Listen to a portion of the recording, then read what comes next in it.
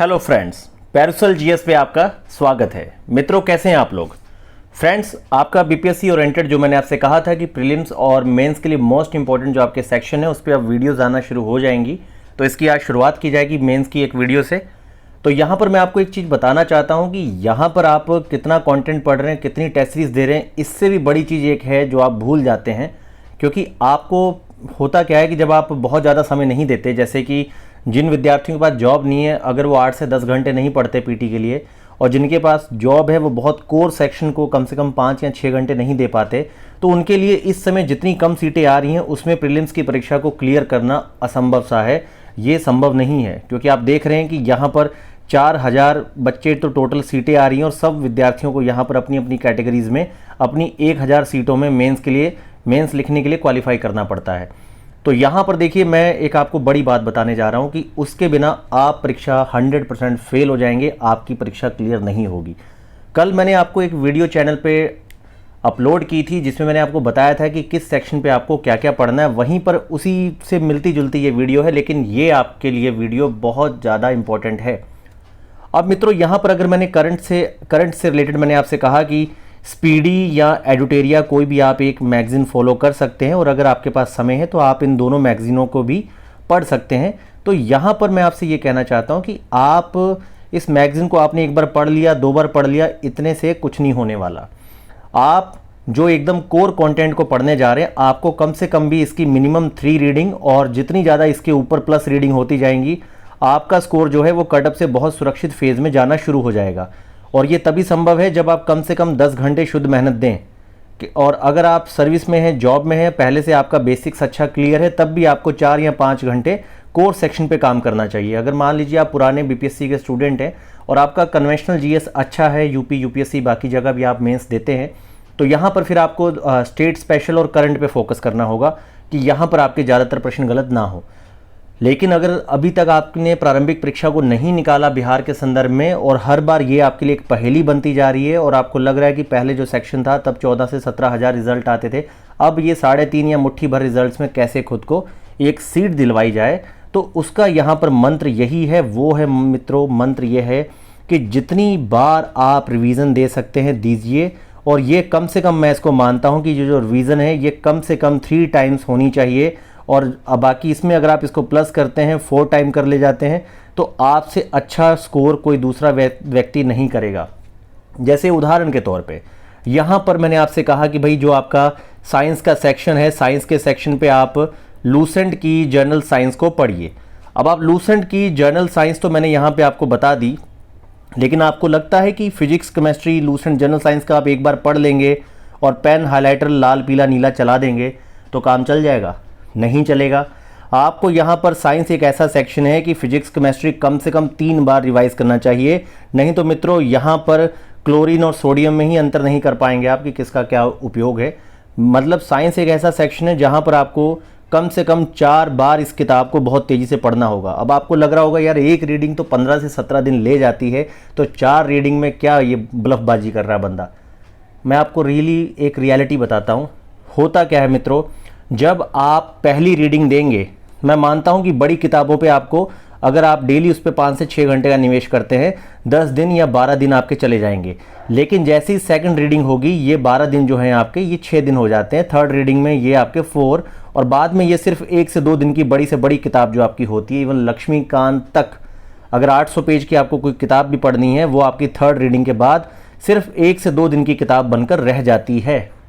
याद रखिए, आप खुद ही आलस कर जाते हैं और अपनी एक रीडिंग के बाद दूसरी तीसरी रीडिंग के फेज़ पे पहुंचते नहीं हैं, और आप अपनी एक रियलिटी बना लेते हैं कि आपके बस में नहीं है।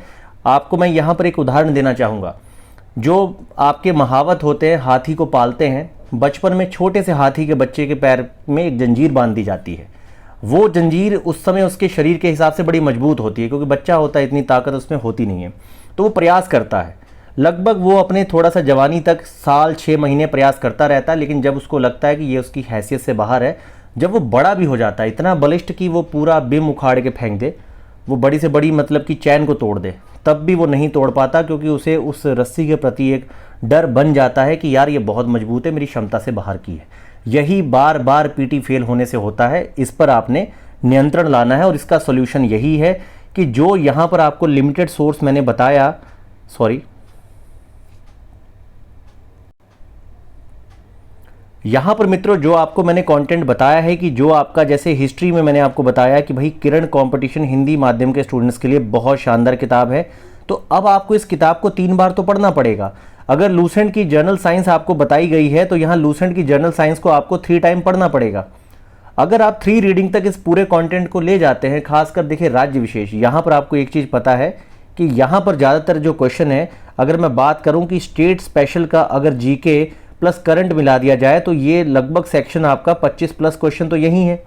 इसके बाद आपके साइंस के क्वेश्चन जो है वो आपके 30 रहने हैं, हिस्ट्री के क्वेश्चन आपके 30 से 34 रहते हैं, करंट का भी जो सेक्शन है आपका अगर स्टेट वाला छोड़ दें तो कम से कम 25 क्वेश्चन तो यहाँ भी हैं, और बाकी 5 से 7 क्वेश्चन आपके बजट इकोनॉमी सर्वे के बनते हैं जो टफ होते हैं। अगर आप बजट इकोनॉमी सर्वे नहीं पढ़ते तो उन्हें सॉल्व कर पाना आप लोगों के लिए बड़ा असंभव है।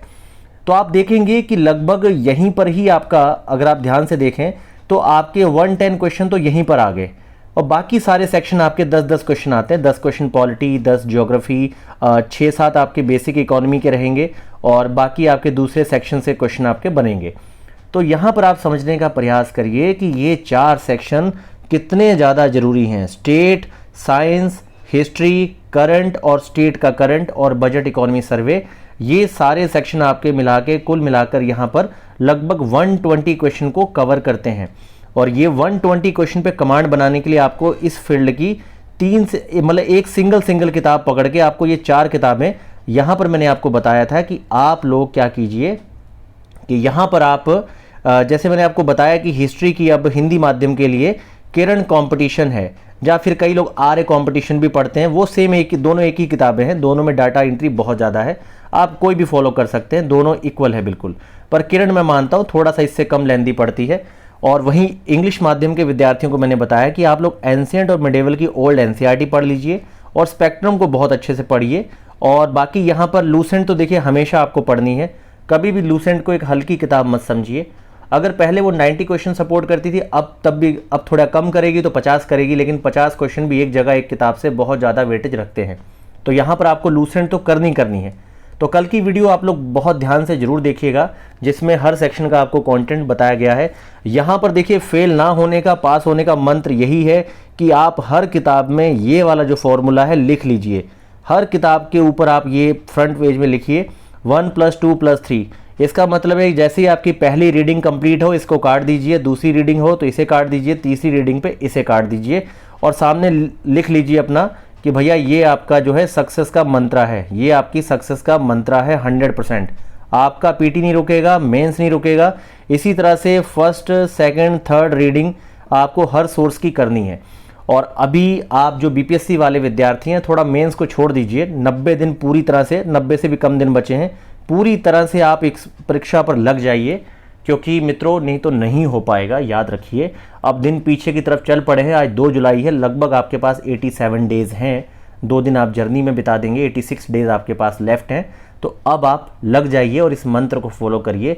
वही सोर्स उठाइए जो आप 3 बार पढ़ सकते हैं, नहीं तो रहने दीजिए, कुछ नहीं होगा। रोज़ या हर दूसरे तीसरे दिन 100, 150, 200 खर्च करना बंद कर दीजिए। बस बहुत लिमिटेड पढ़ना है, मल्टी टाइम रिवाइज करना है। अगर आप किसी सेक्शन को एक चीज़ और शुरू करिए, इससे आपको बहुत ज़्यादा फ़ायदा होगा। वो चीज़ क्या है? मान लीजिए कि आपने किरण कंपटीशन ही पढ़ना शुरू किया, या फिर आपने लक्ष्मीकांत पढ़ना शुरू किया, कोई भी किताब हो सकती है जो आपने टारगेट की है, अपनी 5 to 6 बुक्स या नोट्स जो आपने टारगेट किए हैं। अब इसमें क्या करना है कि जैसे मान लीजिए आपने प्रियम्बल और आपका फंडामेंटल राइट्स हो गया, मौलिक अधिकार हो गया, नीति निर्देशक सिद्धांत हो गया, अब आपने इतना पढ़ लिया है, तो एक काम जरूर करिए कि शाम तक ही पढ़िए। रात की जो आपकी शिफ्ट है उसमें आप प्रयास करिए कि लास्ट का जो दिन है पूरा एंड होने से पहले, लास्ट के 2.5 घंटे में आपने दिन भर में जितना पढ़ा है उसको फिर से 1 या 2 रीडिंग उसी समय दीजिए, ताकि आपको डाटा परमानेंट हो। ये डाटा परमानेंट करने की सबसे पावरफुल ट्रिक है कि ज़्यादा पेजेस ख़त्म करने का प्रयास ना करें, जितना पढ़ा है शाम तक उसे डाइजेस्ट करने की आप लोग कोशिश करें। मित्रों, अब शुरू करते हैं इसको, बीपीएससी की प्रारंभिक परीक्षा को, और ख़ास तौर पे यूपी पीसीएस, यूपीएससी और बीपीएससी के लिए आपका जो बेस है 69th बीपीएससी का, साथ में पूरा आंसर राइटिंग से लेकर हर सेक्शन पे काम किया जाएगा। तो इसकी शुरुआत करते हैं। आप लोग पैरासोल जीएस इनिशिएटिव को जरूर अपने मित्रों के साथ शेयर कीजिए। बहुत छोटी इनिशिएटिव है, आपके प्रेम, स्नेह और सहयोग की बहुत ज़्यादा आवश्यकता है। ऐसे ही प्रेम बनाए रखिए। अगली वीडियो में आपसे फिर मुलाकात होगी।